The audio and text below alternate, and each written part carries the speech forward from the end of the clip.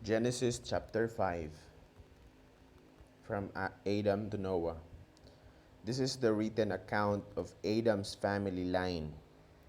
When God created mankind, he made them in the likeness of God. He created them male and female and blessed them, and he named them mankind when they were created. When Adam had lived 130 years, he had a son in his own likeness, in his own image, and he named him Seth. After Seth was born, Adam lived 800 years and had other sons and daughters.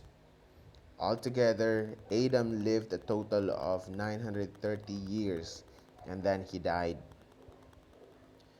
When Seth had lived 105 years, he became the father of Enoch. After he became the father of Enoch, Seth lived 807 years and had other sons and daughters. Altogether, Seth lived a total of 912 years and then he died. When Enoch had lived 90 years, he became the father of Kenan. After he became the father of Kenan, Enoch lived 815 years and had other sons and daughters. Altogether, Enoch lived a total of 905 years and then he died. When Kenan lived 70 years, he became the father of Mahalalel.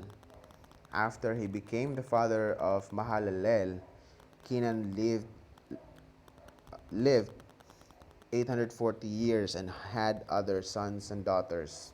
Altogether, Kenan lived a total of 910 years and then he died. When Mahalalel had lived 65 years, he became the father of Jared. After he became the father of Jared, Mahalalel lived 830 years and had other sons and daughters. Altogether, Mahalalel lived a total of 895 years and then he died. When Jared had lived 162 years, he became the father of Enoch. After he became the father of Enoch, Jared lived 800 years and had other sons and daughters. Altogether, Jared lived a total of 962 years and then he died.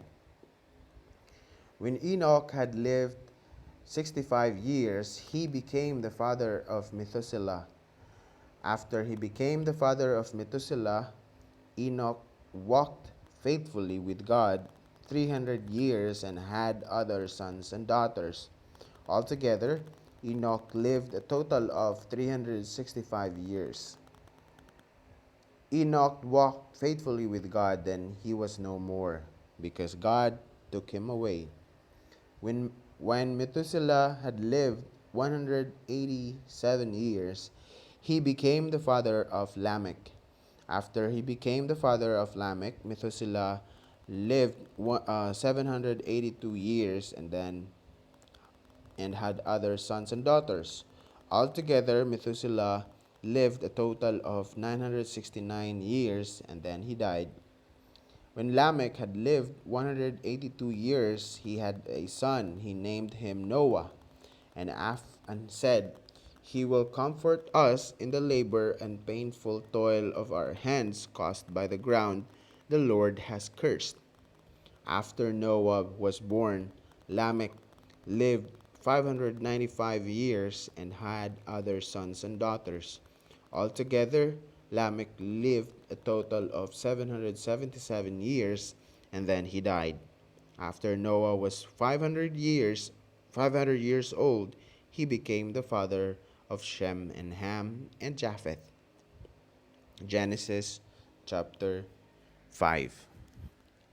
So in this chapter, we can see how the human race evolved from Adam. So though it was not stated the line of um, Abel and Cain, if there was a line for family line for Cain, I believe there was, because it was stated on the previous verse or previous chapters that he got married when he was being cast away from the garden. But for Abel, it was not stated that he got married.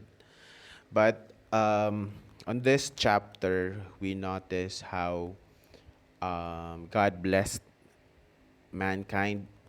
And on the first verse, when God said, God created mankind in um, in His likeness. So I believe this likeness is the appearance itself. Um, it's if you are thinking how God looked like, it must be like a person, because we are God's likeness. God must not be like the animals or the sun, because it was clearly stated that it is in His likeness that we are created. So if we can think of a um, like a picture of God, it must be like human, right? And of course, it's not just the appearance, but of course the traits. So there's a lot of verses that shows God was angry, God loved, God was happy, God is rejoicing, something like that. So it's just like us. We got we get angry, we became happy. So that's just the same. There's just differences. The differences are God is omnipresent. He can be in all places in one time. He is omniscient. I really don't know what that means, but that I believe that is like all knowing, and He's almighty, He's powerful. So that's the difference. As human, we are limited in our capacity.